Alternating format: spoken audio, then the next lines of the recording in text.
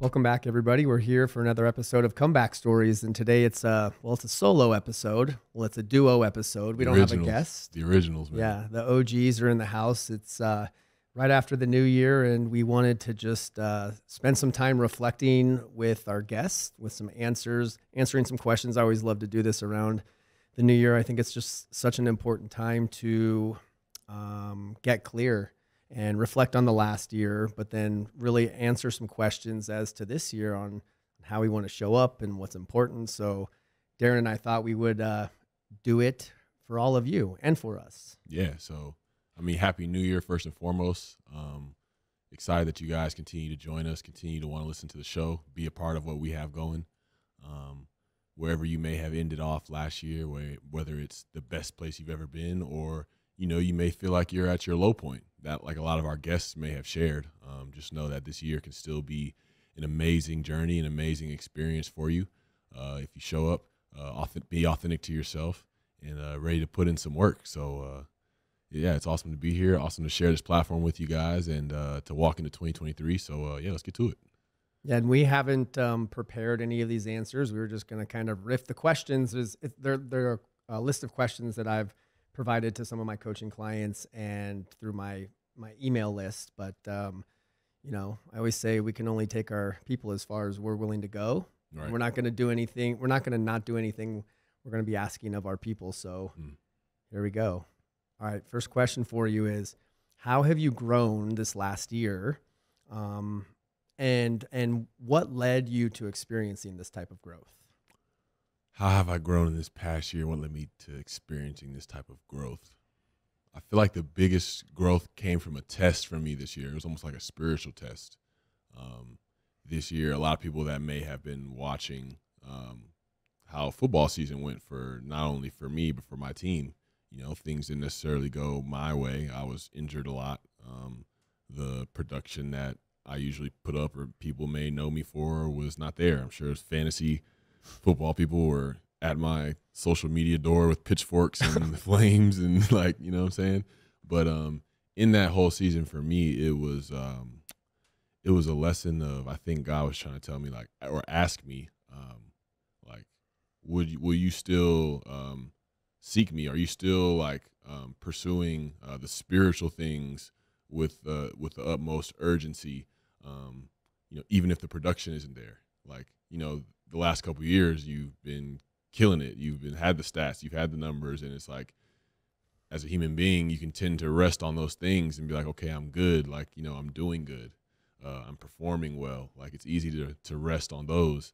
Whereas this year, I feel like God was like, let's see where you're at without those things. Let's see where you're at without the production and the performance, without everybody, being a fan of you publicly and expressing overwhelming love for you. You know what I'm saying? So I feel like in that, it's like, am I good within myself? Do I know what I'm worth? Do I know what I bring to the table? Do I know the power of, my presence and me just being the most authentic version of myself? Like, it was a test for me this year to know that. And I feel like throughout the season, it was a bit of a struggle for me, just from a place of like emotional sobriety. You kind of demand on like, oh man, like I need to get healthy and then I'll be okay. Or I need to, get more looks, get more balls thrown to me and I'll be okay. But it's like learning throughout the season, like I don't need more of anything. I have everything that I need to have. And so now it's like coming into this part of the end of 2022 and the beginning of 2023, it's like, yeah, I'm back out on the field, but I feel like me being back out there and looking like, the old version of myself is more so has to do with what's been going on inside of me and, the battles that I've had to fight and some of the people that have helped me along the way for me to realize like I bring a lot to the table without having to perform for people. And I always thought I had to be like the top man or the top ranking this or, to feel like I'm useful or happy when really like all I need to do is play the cards that I've been dealt the best that I can and, try to be of service to other people in the process. And that's what makes me a success. So I feel like that's been what this 2022 was like for me. God, I feel like I need to be taking notes with just some of the perspective and gems that you dropped. And I think a big reason why you've had so much growth is because it's a direct reflection of the work that you're committed to every single day to have that perspective, but then also the faith. like that faith gives you perspective, where I believe that whatever you choose to believe, that faith relieves us from the burden of excessive responsibility. Like if you don't have faith in something greater, or understand that life is like, there's a lesson, like the lesson that you've learned through this and the amount of growth that you found by having that perspective and not being the victim. Right. And yeah, there's so much there. And then the conditional happiness part, right? So I'll be happy when I get the touchdown, when I'm back on the field. And it's like, no, happiness is an inside job. And everything we'll ever need is already inside of us. So all that external stuff is great, but if that's what we're leaning on to find that happiness, it's a slippery slope. No doubt. So what would you say about yourself, man? Like, where do you feel like you've grown the most in this past year, and what led to you experiencing that type of growth? Wow. So I feel like where I've grown, I've just learned so much about myself in this last year, and the catalyst. So what led me to experiencing this type of growth was a breakup, and being in a relationship for 6.5, almost 7 years. And then taking the leap to moving. And I lived in Phoenix, Arizona almost my whole life, and grew up there, played college baseball there, taught yoga for 10 years there. And the ocean had always been calling my heart. But the story I was telling myself is like, I can never move there. And my ex had a business there, so that wasn't going to happen, at least when we were together. So the catalyst, the breakup, as hard as it maybe was in that transition, and then finding the faith and the courage to actually uproot and leave. And I understand that maybe to some people that looked abrupt, maybe because of the perception of what maybe they thought the relationship was. And so it was just very clear to me that I needed to take this leap. And the reason why I feel like I've grown so much is because I never like blamed or pointed the finger at anyone. I was just kept looking at my shit, looking at my stuff and the whole thing. And then just finding that courage and that faith to actually to leave my hometown, and to like not really start over, but from a community and a network standpoint. I had a pretty decent following back in Arizona. And so, and then that just sent me on a path, like a deep path of spirituality on a whole nother level, and the growth of like introducing plant medicine and going through some healing journeys there, which it's like, it's all connected to that decision I made of finding the courage to leave and to move.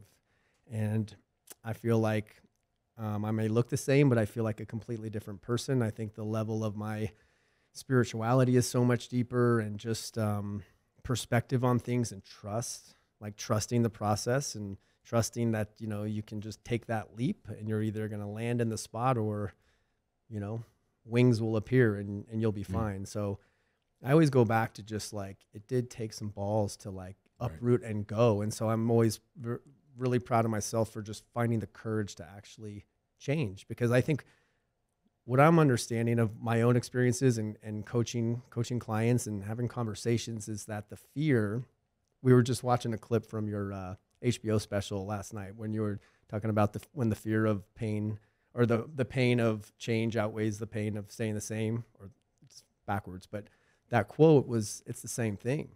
And so, yeah, a lot to be grateful for. A lot of growth, a lot of change, but, so I was going back to the fear of the unknown. Right. That's really what the fear is rooted in. Mm-hmm. It's not like the fear of change. It's just not knowing. But like, if you think about our lives, like they never end up the way we thought they were going to anyways. You know what I mean? Yeah. I mean, wow. Just the life lesson of taking that step. And because I know it had to be like frightening to make that decision to uproot and go. And I know there's a million people that are, going into this new year, or, there's a decision that's been looming over their head for years that they feel like they need to make. And it's like, I don't want to do it because I don't want to face what has to come with it. Whereas, as you just explained, like on the other side of making that decision is the wildest journey I could have ever imagined, the most beautiful journey I could have ever imagined. So you sharing that for the people that are listening, like, I feel like that's an encouraging word going into 2023, where at once we were afraid. Like I heard once that fear, and the brain doesn't know the difference between fear and excitement. So right there is like where we have a choice in the perspective that we take.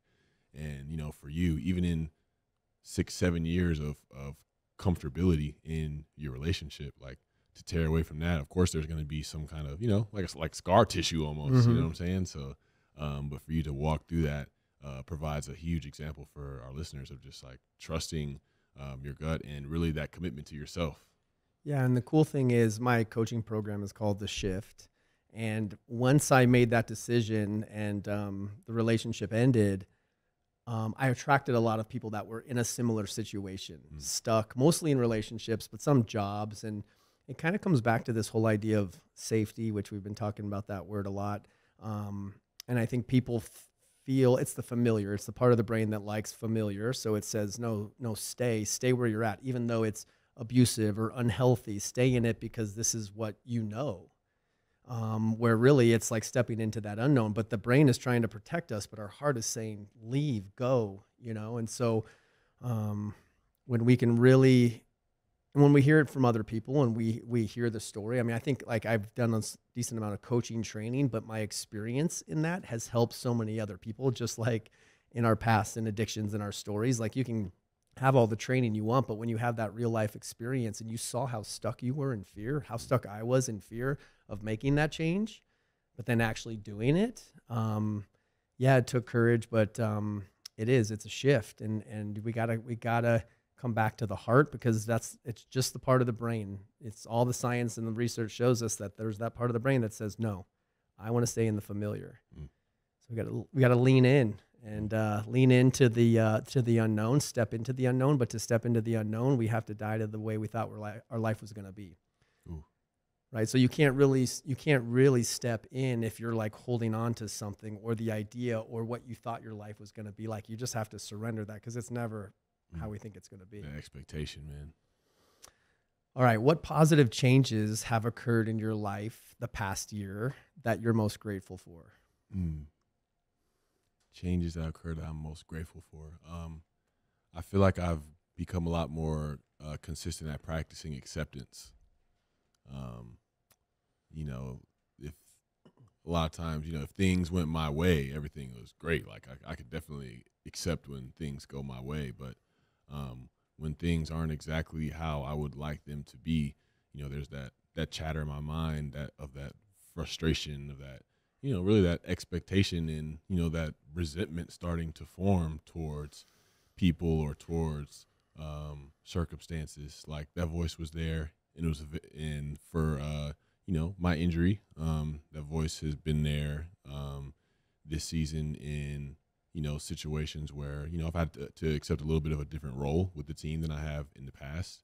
And when usually my nature is to be like, nah, it's going to be this way. Like it's got to be the way that I want it. Like that addiction, alcoholism is the disease of instant gratification. Like I need things to be exactly how I want them to be when I want them to be that way. And for me, this season has been a lot of teaching. Like I talked about how it's been a test. It's taught me a lot of like, I can't force my own agenda. I can't force my own way. I can't be out here talking about God's will when my actions and my thoughts and my emotions keep leading me back towards my will. And we know where my will has consistently gotten me. So for me, I feel like it's just really been learning and trusting what acceptance is and how powerful it is. Because then even when things don't go my way, if I practice acceptance, I'm able to show up and serve. Like, because I'm not caught up in that emotional turmoil. I feel it and I allow it to go because, it's really, the outcomes aren't really what's most important to me. It's really more so like what's being done, what work is being done in me and through me in the process.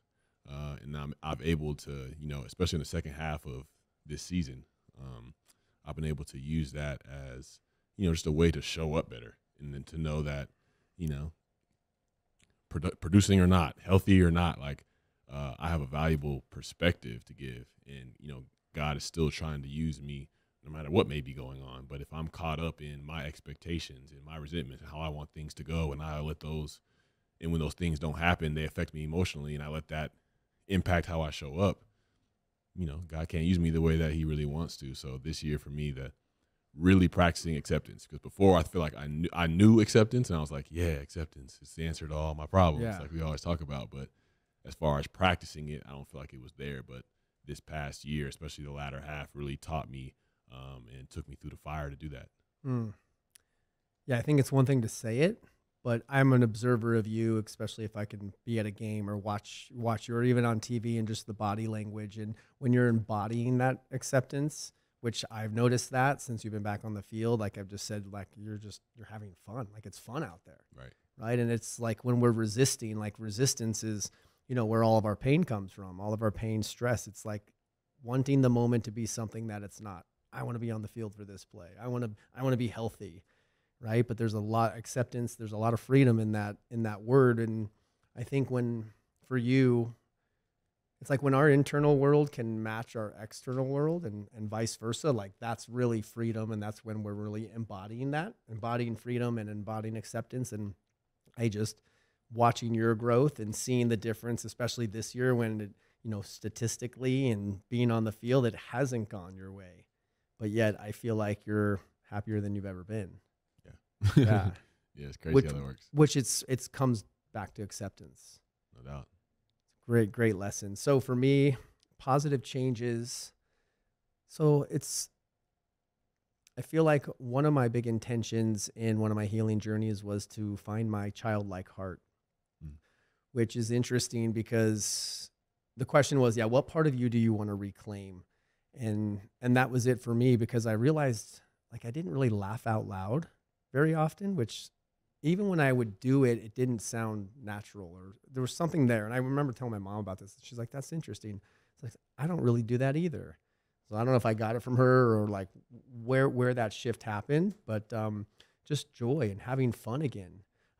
Dancing. I feel like before last year or 2 years ago, I never really danced. And almost looking back on it, feel like I was like locked up or something. And then, just finding great music or going to a good show and where the music can truly be medicine, and the music, when you're dancing and the music's actually moving through you, you don't have to think about like what your dance moves are. You're just like in the flow. So I think that's a really positive change for me, is just like having more fun. I remember I go to the beach and I see kids playing on the beach, and they're like my teachers, like that childlike heart, that innocence to like see the beauty and building a little messy sandcastle and all those things. I'm like, they're teaching me so much. I think as we grow older, we get hard, we get hurt, and we start to get hard, and we start to protect, and so we just have to remember like that purity of the kids and the joy that they find. They have been like my greatest teachers this year.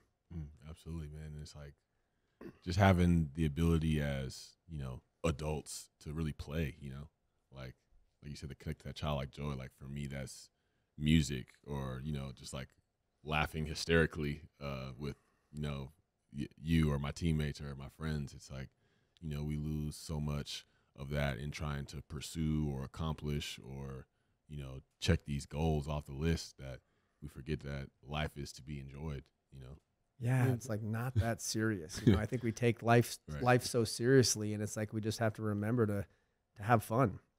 And sometimes we get caught in the checking off the items on the to-do list, or just the stressors and everything being thrown at us, or caught up watching all the things in the world that are going wrong, but there's so much good and so much joy. And a lot of that happens in nature, which I know you get out in nature a lot, and it's just an essential part to getting grounded and finding that connection again.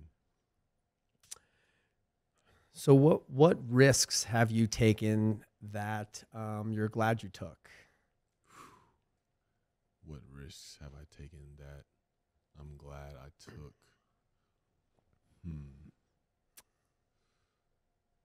I would say it was a risk for me to, like a big thing this year for me was I associate my physical body not being healthy with being a failure. So for me, like a risk I had to take was to be willing to step out there and to continue to do this podcast, continue to do my music, continue to show up and offer like advice and words to like young guys on the team, because in that time, like, I naturally want to retreat. There were, with people on social media people everywhere that are telling me what I shouldn't be doing and what I should be doing and what I should be focusing on, things like that. And whereas before, like, you know, because I was performing well on the field, my music was welcomed. This platform was welcomed. So I had a moment there where it was like, you know, I can either let people in the world around me dictate whether I do the things that I love to do and that I enjoy doing and that fill me up, or I'm just going to, you know, do what they recommend and just limit myself to just getting back on the football field. So that's a risk for me. I know that. You know, there's not a lot of guys that are, you know, putting out music in the NFL, much less like, you know, you could go down the list, like sign a new contract, you know, should be out there, should be doing this, but he over here doing music. And it's like, you know, people going to throw tough words at you, and taking that risk to even walk through that, because I'm so much of a people pleaser. You know, I've always want to, and I have this fear of disappointing people, letting people down.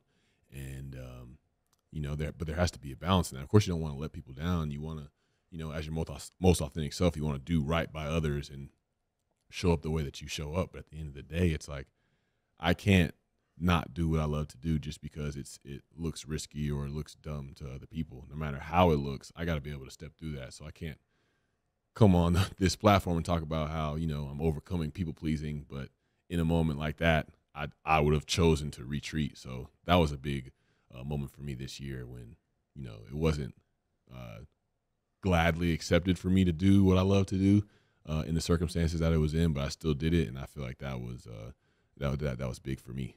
Yeah, I'm so proud of you for doing that. It's so bad. I mean, the social media part of it is so bad. And from my perspective, you see people commenting, and you're, you know, we're posting stuff about the podcast on Instagram, and then you have comments like, you should be out on the field. What are you doing? And like, you're not allowed to like come over here for an hour and fulfill your passion. Like Right. Your whole identity is football. And if you're not doing that, you can't be doing anything else. It's like that shut up and dribble thing that was told to LeBron James. It's insane. It's there's a lot of pain out there. And it's Exactly. when Darren and I always talk about the 4 agreements a lot, and, you know, not taking things personally is a superpower. So when somebody is saying anything to you, whether, oh, Darren, you're so awesome, or Darren, get back on the field, you know, you took the money and ran, or whatever. Right. It's like, neither way, it's not personal. Right. Everything everybody says is just a projection of their own reality. And when you can see it from that place and stay neutral, you take your power back. It's a superpower. We're human beings, and it's not like we're never going to take things personally. But it is essential. And I have a lot of compassion for you, but even more so for guys in the league that don't have these tools, that like just aren't, you know, the tools are there. Not everybody has maybe had them presented or is willing to like use the tools, but they're there. But if I can't even imagine what it would be like to not have those tools or the capacity to like take a step back. And, you know, even the younger generation, maybe a little bit younger than you, in their young 20s, that are just on social media all the time and reading all of those comments, man, it breaks my heart to see what they're having to deal with without having the tools. Yeah, it's a lot of negative energy to take in and to sift through and to filter through. Yeah, like you said, there's so many guys in there, and, you know, we're not told directly, but indirectly we're told that, you know, our performance is what makes us who we are. You know, how we show up out there on that field is all that matters. We provide entertainment for these people, and, you know, I feel like if given the opportunity to consciously view the situation, I'm sure there are a lot of people, most people out there would view us as human beings if they were able to be in a space where they're able to view us as that. But whatever pain they're going through, whatever they're distracted by, with whatever they consume on a day-to-day basis that has them in the space that they're in, they just demand entertainment from us. And, you know, I wish a lot of guys could, you know, talk about, be aware of, and practice some of the things that we talk about. And I wish they didn't have to go through what we went through to know those things. So those guys are always, you know, on my mind, praying for them, sending them energy to them when I'm meditating. It's like, you know, you want these guys to see what really matters before they get into a jam, when they're no longer suiting up. And then it's like, oh shit, who am I? Whew. Yeah, there's a lot there. I think for me, the biggest risk, it doesn't feel like a risk now, but I think with 9 years of sobriety doing a psilocybin mushroom journey, that looking back, I mean, you know, being not putting anything in my system for 9 years and then having this identity as like a sober person, which I still consider myself that today, was a risk. But I had people that were in sobriety that went before me, that in a sense gave me permission to do the same. And it was one of the most at the time, the most transformational day of my life. And I feel like I got a lifetime's worth of therapy in, you know, a 5-hour session. And, you know, some people question, not many did, but a few people questioned that my own sobriety. And it comes back to that, not taking things personally. And it's okay. Like, I totally get it, because I used to do the same thing and early in my sobriety, where I would maybe see someone that said they were sober and they were doing these plant medicine journeys, and I would be judging them. So I 100% get it. But I think looking back, like, you know, I feel more sober than ever.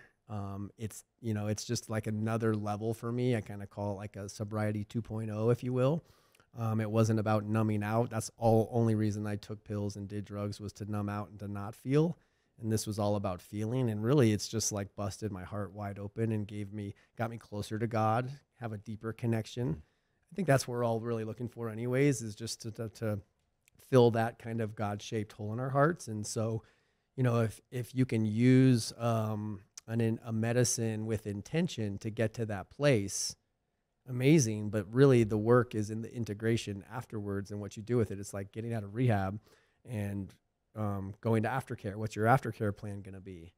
You know, my first time at it was like, I'm going to do it my way. Well, that didn't work very well, right? So it's like how you show up after you have these experiences is really what it's all about. So it felt like a risk at the time, and now it was one of the greatest decisions that I've ever made. So facts. You know, yeah. I think of as you were talking, I think of like step 11 in a 12-step program. It's like we sought to improve our conscious contact with God as we understood Him, and you know, I see you improving that contact. Like, I see you trying to grow and have more depth spiritually. And you know, my sponsor always tells me, it's like, you know, it's really between you and God at the end of the day. Like, you know your journey. You know if you're just trying to like get high or not. Like, if you're taking shrooms to just get lit, like that's a whole different discussion. But it's like, to really deepen your spiritual journey, to really put you in a place to where you can continue to show up for the world around you in an even better way, in an even higher vibration. Like, that's what it's all about, you know, because there's a lot of people out there that are sober and miserable, sober and not trying to improve that contact, sober and thinking that just not taking drugs and drinks is what the answer is, but it's really just the beginning. It's really just you stepping through the door and really being in that realm. Now it's like, okay, like now I really have to deal with life. Now I really have to figure out, you know, who I am in this whole thing. And, you know, it's a scary deal. And I know there has to be a power greater than me in the picture. And that's why I see things the same way you did. Like, you know, even for me, this past year has been my first time doing psychedelic journeys. Mm-hmm. I've done ketamine with my therapist. I've done Bufo in the setting with you and Don. And those things have been amazing for me. It's been confirmation for me that I'm on the right path. It's confirmation for me that, you know, for me to continue walking in my purpose and continuing to do the things that I do, despite what anyone may say, despite any fears that I may have. So, yeah, taking that risk is the best thing that we could ever do and that anybody listening could ever do.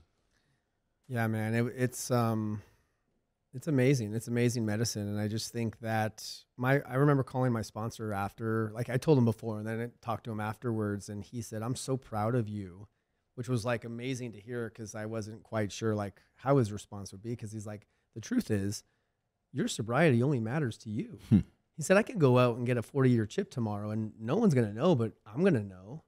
And to hear that was really affirming from him, who I respect greatly, that it was the right decision. You know, it was just like something that I trusted, and I believe that God speaks through the mouths of other people. And as I moved to San Diego, it just came up in almost like all these different conversations, and I was like, okay, I'm listening.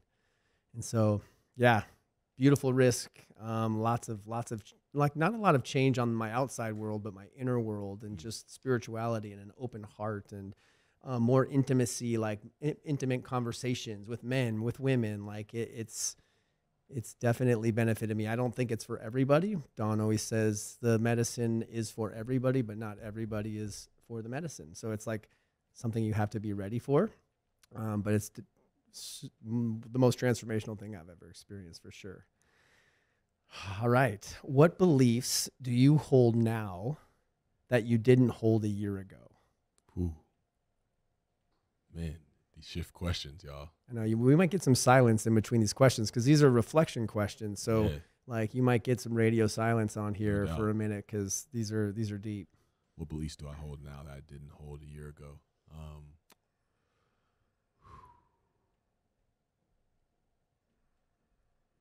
I really believe that I have something to offer the world without football being in the picture. You know, you and I have talked, and transparently, you know, I don't know how much longer I even really want to play the game of football. Like, there's like, you get out there and you get a rush. I mean, you look at games like, you know, these past few, and it's like, you know, the love for the game is there, and to play and to be out there and play in its purest form. But, you know, there are sometimes, you know, just to be real, like where it's so much of my time, so much of my year, so much of my day.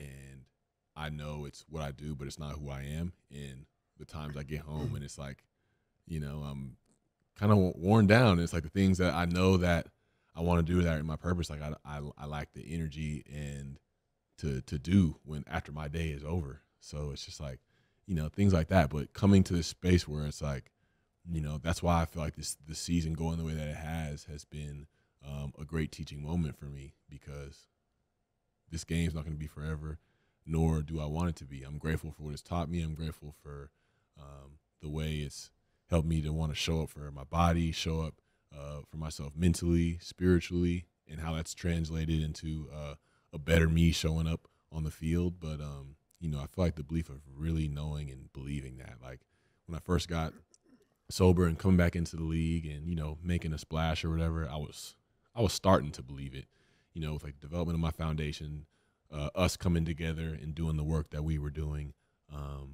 as well as with my sponsor and other men that really helped me out a lot. It's like I was starting to believe it then, but I felt like, you know, I was still so much in like making football work, making things happen on the field, and having this platform and having just my vulnerability, my authenticity complement the football. Whereas now I truly believe that, you know, football is just a part of me. It's not like who I am and my authenticity and how I'm trying to show up is not complementing the football portion. Like the football portion is an added benefit and an added blessing of just me showing up as who I am. And I love doing it. But I feel like I'm really, truly grasping and believing that I'm going to be okay when I step away from the game. You know, like we're doing the preparation. We do it every day. And I try to maintain consistency in that. And, but yeah, I really feel like I'm starting to believe that now. I can sit here and not have the voice in my head being like, man, no, you don't believe that. But like, I can really say that now and know that I'm further along that path and really stepping into that belief now when I say it. Yeah, man, I'm just so proud of you, because this belief system and this perspective that you have, it doesn't just appear overnight. Once again, it's a direct reflection of the consistency of the work that you put in every single day. We were talking about journaling before. I remember, you know, probably a year and a half ago, you came and stayed at my place, and just how dialed in your morning routine was. And here I'm coaching you, and I'm looking at the things that you're doing and the consistency. And it had me stepping up my game, seeing that. But it's to see where you're at, and that knowing of it's not this outside stuff, not this game that's going to fulfill me. We've talked about this a lot. Like, that is such a slippery slope. And me losing baseball, that's what almost killed me. That's like the core wound. Yes, there was some massive surgeries and overprescribed painkillers, but when I got honest and went into rehab, it was like I didn't want to feel the emotional pain of the loss. And so we talked about this when we first met. It's like You better know who you are when the game ends, because it's going to end for you. It's going to end either with an amazing retirement ceremony or it's going to end with an injury. You just never know. So you better know who you are.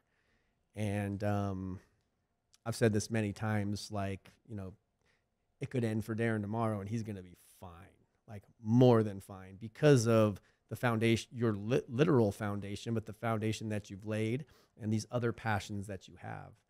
And, you know, when it's rooted in service, which, you know, even in the lyrics of your music, like there's all intention, and those uplifting lyrics are serving people. Like when it's rooted in service, you're always going to be taken care of. No doubt. What about you, man? You know, what beliefs do you have now that you can believe and stand on and be confident in, and not have that voice in your head chirp at you, like I said, about like, you don't believe that? Like, what do you believe now about yourself that you didn't believe a year ago? Yeah, I think it goes back to probably the plant medicine, because it was just under a year ago. It was the second week in January when I went through that journey. And so a year ago at this time, I didn't necessarily believe that this was possible for somebody in sobriety. I think I was still stuck in the fixed belief of like, it has to be a certain way. It has to be no substances at all, you know, and I just wasn't open to it. So that's obviously shifted. And what's really cool is, because of those same people that gave me permission, my sober men friends that had done it before me, that I trusted, that I know are locked in on their sobriety and it's solid and I know their intention, they gave me permission. And then so me, I've shared my story. I share most of my stuff on social media, the journey all the way back from, you know, I don't know, 10 years ago or so when I started on Instagram. So I've talked about it, and it's given other people in recovery. Many people have come now after me because I just shared my story and gave them permission. So it's really cool. And I get to kind of coach some of my clients now around integration after they do a medicine journey, because that follow-up work is so important. You know, if you're just like chasing a psychedelic experience and you're not really like doing anything after you have this experience, and it's really just an experience that you had, like, whoa. But the beauty for me, a lot of it has come in the actual integration, and then, you know, having these certain visions and the things that I can see, because the psychedelics will break through the limitations of the mind and go somewhere that's just been like these pathways in our brain, because we've been thinking the same thing for so long. We just can't really think or see another way. And so to bust through those and then to actually implement them into my life, that integration part has been almost as magical as the actual experience itself. Like just visions and certain things that I've seen, and I'm just trying to take action on it all. So yeah, I think that would definitely probably be my answer for that one. Yes. All right. What was one of your absolute favorite moments from this last year? And what did you love about that moment?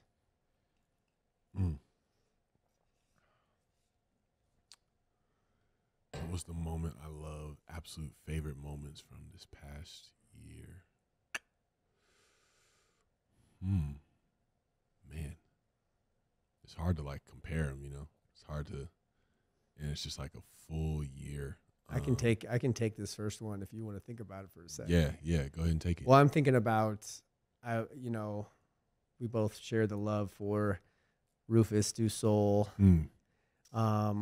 Manifesting getting those guys on our podcast at some point, which we know is going to happen. But being in New York City with you and Zach, watching that show, I think that whole trip in New York City was amazing, because of course we got to go there and do our thing and be of service and interview Zach. We did a one-day event that included yoga, meditation, and we interviewed Zach for the podcast, and Darren sang at the end of it, serenaded everybody in Shavasana, which was such a beautiful moment. But I think that weekend and just being able to experience and go to that show, because I think we booked the show first. Yeah. Right. And then we created the event around that, which was like, I still have this picture. Like there's a picture I have somewhere where it's just, I think Zach maybe took it, and you're standing there and I'm just sitting there with my arms up, just like so happy listening to them. So yeah, that was a beautiful experience for me. No doubt, man. That was good times, man. That Rufus. Rufus is like one of my favorite artists now, so, but not to go down that road too much. One of my favorite moments from this past year, I would say like getting into a new relationship has been an incredible journey. Without a doubt, probably my absolute favorite moment from this past year. And with me, just a lot of relationship troubles from before, fear of commitment, but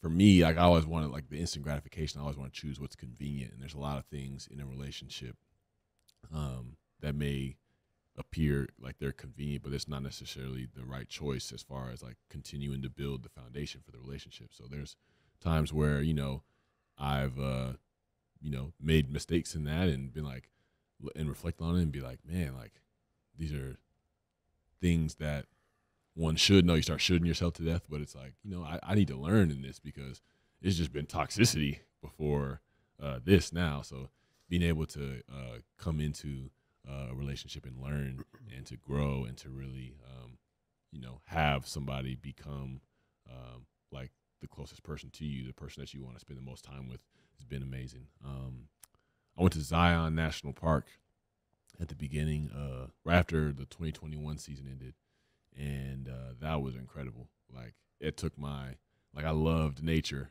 before that, but going there, I was just like, I felt like a grain of sand on the beach, like just minuscule in the grand scheme of things, and just to be in awe like that was incredible. So now I'm just like, I want to go everywhere. I want to go to Wyoming and Montana and all the parks in Utah, which is things I never thought that I would say. So I would feel like that is another one of my favorite moments.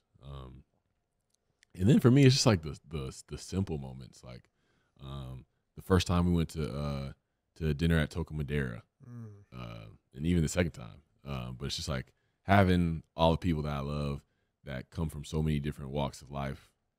Some that have, been in jail, some that are, like just the different experiences we've all had and how we've been able to come to a place and to, come together and just have meaningful conversations with one another, eat food, laugh. It's just things like that, playing cards with my friend, smoking a cigar in the garage, like having my parents in for Christmas. Like it's really just the simple moments, it's not really more so the grand moments. It's not really about what I'm doing, but more so who I'm doing it with. Yeah, that crew on Sunday night was super special. And you're right, Yeah. like all walks of life and crazy stories. But A lot of friends of the show there. friends of the show, Drew Robinson, Mark Rose, like all. And then it's what's cool is this show really brought a lot of that crew together, right? And I was talking to Braden, hearing his story about his mom, and like those are the moments. Yeah, I'm glad you brought up both. Featured guest of the pod right there. Yeah, that just no doubt. Yeah, so like both times at Toca, and then just also for me, it's I always want to see you happy and fulfilled, and it's not like the on the field stuff is whatever, right? But it's the other stuff that creates balance, and so just to sit back and see that joy and have all those special people around, that was a very beautiful day. Facts. Okay, how would you describe yourself right now? And maybe what do you love about the person that you are right now? How would I describe myself right now? My mind always goes to the phase progress but not perfection, because I see myself growing in a lot of ways, growing in acceptance, growing away from people pleasing, stepping into new beliefs and new experiences that are helping me be more okay with the ambiguity and the anxiety of the future. But what I love most about who I am is that I'm just like continuing to seek, I feel like with a lot of men that I may have watched, no matter what field they're in, music, sports, business, like I feel like there's a lot of men in society that achieve a certain number of things, and it somehow gives them a pass to think that they may know everything, or that they don't have to continue to learn, or that they don't have to continue to grow. And I've seen so many examples like that. But I guess the thing that I love about myself is I still love to continue to learn and to continue to be impacted and taught. Like I'm taking piano lessons. I'm like maybe almost 3 months into it, loving it. You know, still trying to meet with my sponsor every week, reading new books, getting punched in the gut by the books that we read, and him just saying things to me, and I'm just like, he's so right, and it hurts sometimes. It's just like, all right, bro. Like, but still, and you know, even talking to you, directly or indirectly, hearing things that you say, and but I'm proud of myself for not getting to this point, because there are things that I have accomplished, things that I have been able to do where I could be like I'm straight. Like I can kick back. Like I don't need to continue to grow or continue to learn. Like I've already written my comeback story, but I feel like for me, like my comeback story is like never ending. There's always more, not more to do, but just more to experience, more to live through, more to walk through, more to bring people along with me through. So I feel like what I love the most about myself is still willing to learn, still willing to get punched in the face sometimes to learn, however the lesson needs to get through or for me to grow. I'm willing to take it. Kind of want to piggyback on your answer. So how I would describe myself right now, I think the word that keeps coming up is just open-hearted. I feel like sometimes safety is a word, we've talked about it. That's been very clear for me, of just being like, you know, it's something that came up on my, the second journey that I did with Bufo, the first journey with Bufo, the second psychedelic experience that I did, but just dropping into that and saying the words "I'm safe" out loud. And it just reminded me that everything I've done my whole life was to feel safe. And the way that that would show up is through validation, caring what other people think, people pleasing, all external stuff. And so to feel that connection and that presence to God, and to be like, oh my God, I'm going to be fine. Like I'm totally fine. I'm safe. It really gave me a better understanding of why I did what I did for so long. And then just to have sports and baseball and everything's performance and statistics, and you got to play good for the coach to like you. And then the coach, you got to get a scholarship. So it was just like so deep in me. And I feel like that word is just, I need to find it within, but then it's also super important for me to be a channel of love and safety for others, you know, and again, you can only take your people as far as you're willing to go. So it's like, I've identified that, and I've realized just how important that is. Cause I think everybody's just searching for that safety, that freedom. Some people do it by using drugs and alcohol like we did. And some people, hide in their work. Some people close their hearts, and then other people transmute that pain and whatever they're going through into a greater purpose. And it's just given me a whole new perspective on the world and everybody. There's a lot of people struggling out there, which is why we did this podcast. There's a lot of pain out there. I went to a show, these musicians, they're DJs, called Autograph, the day before New Year's Eve. Great guys, but it was a really young crowd. And I feel energy more than I ever have. And it was like a lot of young pain, like young kids. And the music, the pain kind of goes away because music is like medicine, right? And it makes everybody happy. But I couldn't help but feel like, wow, there's younger generation is just like really struggling right now. And I think a lot of it has to do with social media and technology. And, you know, a lot of those young kids going through COVID in their high school years or college years, COVID was affected to them. So I just felt it. So it's given me a lot of compassion, a lot more compassion for the world. So, and what I love most about myself, I think I'll just kind of piggyback off yours, is just growth, like willing to grow. Like I always just say, I know nothing.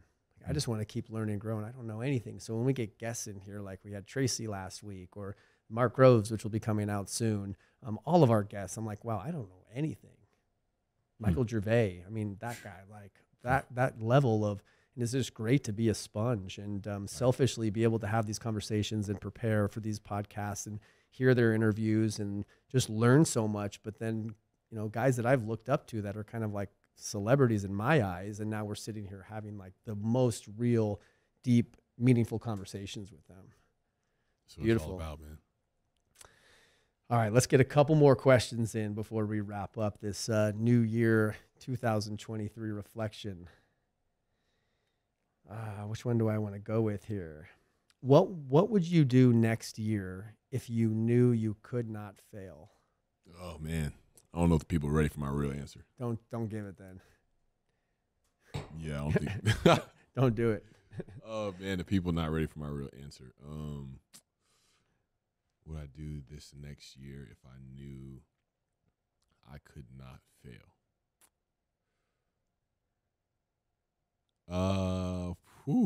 Man.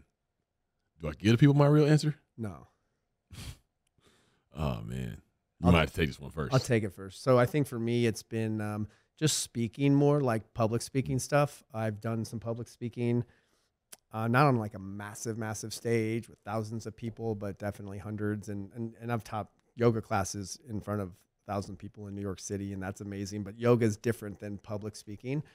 And so for me, it's really just stepping that up and dialing in whatever my story is going to be. I mean, we tell our story all the time, but I think for me, I've been playing a little bit small, and there's probably some imposter syndrome in there of just like, it's just different. Teaching a yoga class, I like channel, and it's not me speaking. It's like God is speaking through me. Right. But when I'm sitting there talking in front of a large group, there's just, I'm in my head a little bit more. I'm afraid I'm going to mess up, but I've also taught thousands of hours of yoga classes and haven't spoke that much. So I've dialed that practice in, or that presentation in. So I think for me, it's just going to be speaking on a larger stage. I mean, our podcast is called Comeback Stories. These opportunities are coming. And so it's like, I'm really doing myself and the world a disservice to not help people understand how to write their own comeback story. Wow. I mean, you really take the words out of my mouth. I feel like for me, if I knew I wouldn't fail, I'd definitely, take like a public speaking journey seriously, because I like sharing my story in meetings and, going to, different places all around Vegas and just, being real and being authentic.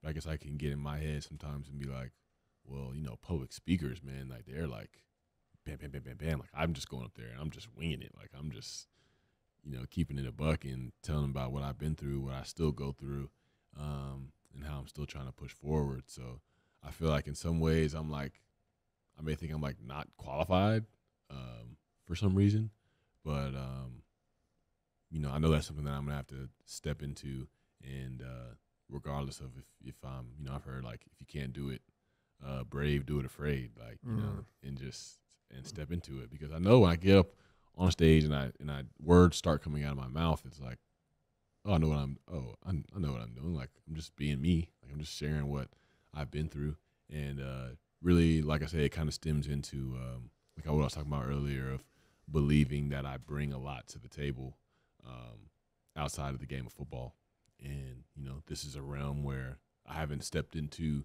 professionally or done everything I can to be the best version of myself but I would step into that and really take it seriously and try to take it to the highest possible level, not just for me, but for whoever could possibly be impacted by it, whether it be like going to college football programs or, speaking in front of businesses, speaking in anything like that. So that's what I would do if I couldn't fail. Yeah, that's one of my answers. You do it all the time and you make it look real easy, but I can relate. Like it's just different. All of a sudden you're on a stage, like you can get up there and again, it comes so natural to you.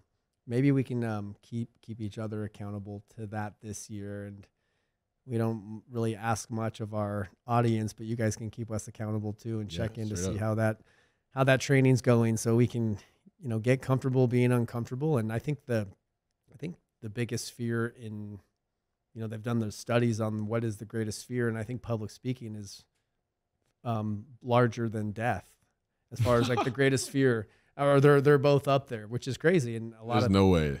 I don't know. I might be making that up, but those are the top two for sure. Public speaking. Yeah.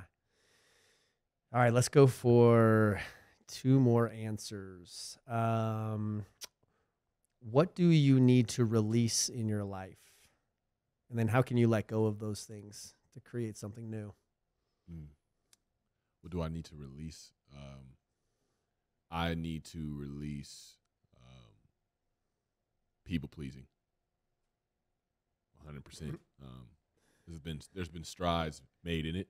I don't feel like I show up into every room, in every activity that I do. I'm like, what would so and so think? What would fans think? What would anyone think? But there are situations where, there's that something inside of me that itches to be like, to make sure somebody may have seen what I was doing, or like, if I'm, whether it be on the field or, I want, people to accept the music that I make or things like that. And it's like, there's a natural desire. I feel like there's a natural human desire to want to have people respect you, have people appreciate you and love you.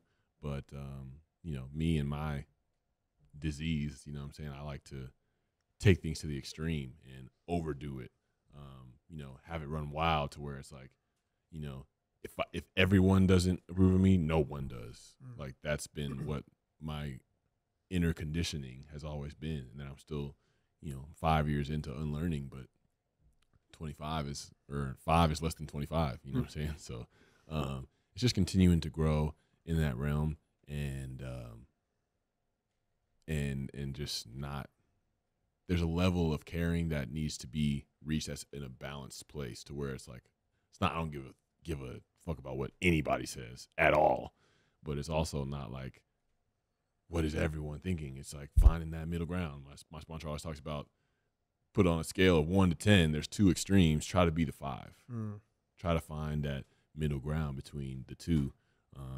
That just allows you to show up as the best version of yourself, because, you're not meant to be on this world by yourself, but you're not supposed to live your life dependent upon other people as well. So it's just continuing on this journey, because it's a wound that I've been holding on to for a long time. Talked about this on the very first episode of Comeback Stories, not being black enough.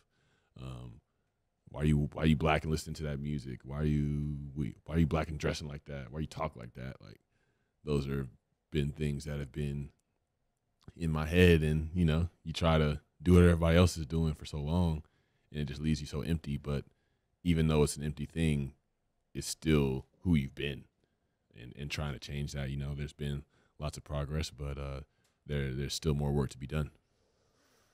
The work never stops. Yeah, that middle ground. Middle ground is the holy ground. I think my one of my teacher friends shared that with me, which I love that. Right? It's not like too far one way. It's just finding that middle, finding that place of neutrality. So for me, what do I need to release? What do I need less of? I want to release procrastination. I think that's a big thing for me, especially when it comes to, for whatever reason, just like business stuff, growing the business.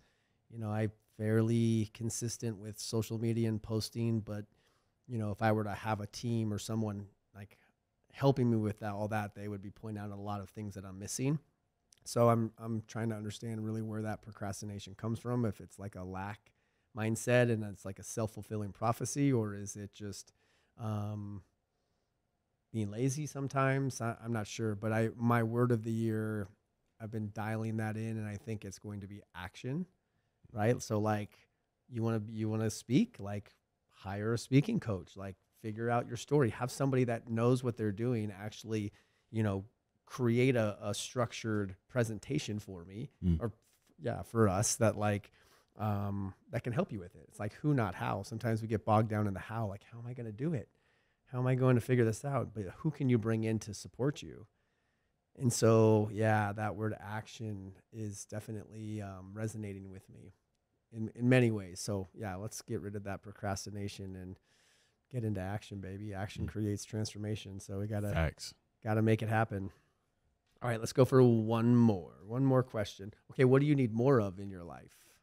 We'll end there.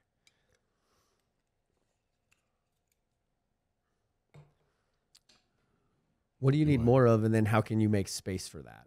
Which we kind of just talked about with the releasing. what do I need more of? Mm.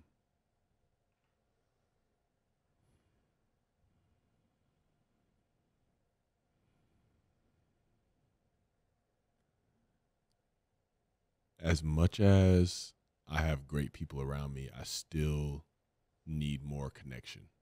I still have these times where I feel like isolating. So it's just continuing to seek that connection, because when I'm in it, when I'm amongst people that I know that are, walking the same walk as me, talking about the same things as me, trying to, pursue purpose in the way that I am, I'm like, I feel safe. And it's like, I just, as much as that's been a big emphasis for me, and just from moving to Vegas, really, there's still like, to feel fully comfortable in and to continue to seek it out more than I want to seek isolation, is what I need more of. It's just more of that rootedness, and just that feeling of being safe.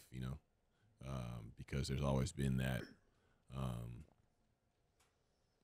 weird, I don't want to say edginess, but just like that social anxiety of just of being around people, and that still shows up. But it's so many people that show up for me as the way that I am and love me the way that I am, that it's just that irrational fear, or that irrational thought of wanting to be lonely, and that's the disease that I deal with on day to day. We talk about addiction, talk about alcoholism, like it ain't about the drinks and the drugs, like it's about like what's going on in this fella up here, up top, between the ears, and it always wants to isolate. That voice wants to. That voice is, resentful. It's restless. It's irritable, and it's discontented. And it always thinks that I have the ability to find the solution to that by myself, behind closed doors, or in my cave, like I like to call it. So, seeking that connection out, being around people on a regular basis, picking up the phone is still not the easiest task. It's much easier than it used to be, but there are still moments to where it's like I'd rather just spend this night by myself, or do this by myself, when it's like, I don't know how much time I have here, and it's best for me to spend time with people. Like the Bible says, it's not, God said himself, it's not good for man to be alone. So that's something that I need to continue to seek more of, and not put a cap on it. It all comes back to balance at the end of the day, as everything does. You need solitude, you need silence, you need time for reflection, but overdone turns into isolation. Isolation is the worst thing that could be for people like us. Yeah, we know that the opposite of addiction is connection. And connection, I feel like, is the pathway, or vulnerability is really the pathway to connection. So we have to be open to that. But I think when we're closed off, right, when we're closed off and our heart's closed, we're disconnected from within, then we ultimately will disconnect from without, or from outward. For me, I think I need more help. And a lot of that is really just business stuff. Like, I think I try to do it all myself, and there's a lot of that stuff I don't want to do. I like posting on Instagram. The only thing I like is the captions, like my words. The whole process of all the rest of it, I just really don't enjoy. And I need help in that. I need help as far as, which I've hired and talked to a money coach, just people that know more than I do about these areas. Cause I don't want to do all that stuff. And so to dial in, and that is going to give me more time to focus on the things that I want to do, like just really just carry the message. But I think I get bogged down in a lot of that. And then even just with the speaking thing, right? Like a speaking coach. And sometimes for me, it's like, oh, but the investment and the money, like that lack mindset of like, you're going to have to actually spend a decent amount of money on this. And then I forget about the value that I would get out of it. You spend $10,000 on a speaking coach. Well, you do a couple speaking gigs and your investment's taken care of. Right. More importantly, like our mission has always been to reach as many people as possible. So if I'm doing things out of alignment with that and saying no to opportunities because I'm worried that I'm not going to be a good speaker or worried I'm going to mess up a talk, it's out of alignment. And so I feel that pull. And I think that's why I'm redirected back to that word of action. And it really is going to be a word that pulls me forward, because I have a lot of opportunities that just kind of come to me. And I'm not really doing shit. Like there's a lot of, I look at some of my peers and people that are crushing it in this space, and they've got like dialed in consistent social medias, email marketing, all of that going through. And so I see that and I feel that, and I'm like, just who, not how. Okay, who do I need to bring in? And got to get over like the financial aspect of it, and just trust that like service and love operate on such a higher vibration than money. So the money, like if you're just out there and on a mission to serve, like God's going to take care of us. It's all going to be good. Amen. He always has, he always will. For everybody listening, I hope you can take away that, Donnie and I, we don't really have everything figured out. We have a lot of things that we love about ourselves, love that we have going, but there are also things that we need more of, that we need to grow further in, and that's okay. I know the same is true for you, because if we were perfect at everything, I don't even really think life and the journey that it is would really even mean anything to us, because growth is, the most valuable thing we could possibly pursue and obtain, and with that, a peace, a clarity, and a purpose, why we're here at the end of the day, I feel like is the most important thing. So as you go into 2023, show some compassion to yourself, but also hold yourself to a high standard. Find that balance in between the two, where there's love and there's accountability with yourself and with people around you. And just know we're here with you. We're always going to be here. Any questions you may have, any concerns, any thoughts, any burning desires, we're always here, willing to listen, and willing to walk with you along your journey as you do with us. So we're grateful. Yeah, beautiful. This was a good session for sure. We'll get this out to our audience as close as possible to the new year for sure. So hopefully you can listen to some of these questions. If anybody wants the questions, probably the easiest way, you can DM me on Instagram, and I'd be happy to send you the list. Darren and I only got through probably 9 of the 20 or so questions. So there's plenty more, but if you can take dedicated time to read these, reflect, and actually write, it's a powerful part of laying the foundation for your 2023. And what the new year will bring to you is going to depend on what you bring. So, if you're continue to do the same things you were doing in 2022, you're probably going to get the same things in 2023. So if you are waiting for a change or waiting for somebody else to change, just know that like if you be the change, be the stand for transformation, be the change you want to see in the world, and just know that you can't do it alone. Reach out, ask for help, and take time and just stay in the work. Stay in the work, and whatever you're still holding on to from last year, just know that to really truly invite anything else in, you have to let go of the old story, the old habit, the unhealthy relationships. It's taking up space. So like life is like this constant release and invite. And that's kind of the beauty of a New Year's Eve, where a reflection there is like, what am I letting go of? And then New Year's comes and it's like, what am I inviting in? But that's a daily practice. It's not just on New Year's Eve and New Year's Day. This is like every day you can do this, constantly clearing the clutter so that you can make space for the things that serve you. And really step into the best version of yourself for 2023. Couldn't say it any better. Appreciate you guys. Thanks for listening. We're out. Peace.